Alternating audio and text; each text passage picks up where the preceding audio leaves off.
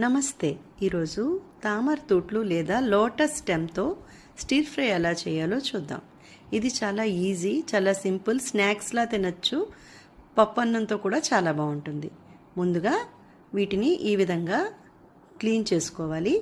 చూపించిన విధంగా కట్ చేసి నీటిలో నానబెట్టుకోవాలి.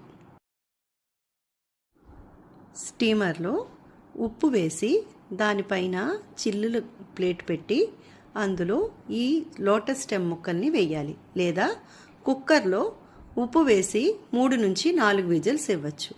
ఈ విధంగా ఉడికిన తర్వాత ఒక ఫ్రై ప్యాన్లో 1 టేబుల్ స్పూన్ ఆయిల్, ఆవాలు, జీలకర్ర, మినప్పప్పు, ఎండుమిరపకాయలు వేసి మినప్పప్పు రంగు మారినంత వరకు వేయించుకోవాలి.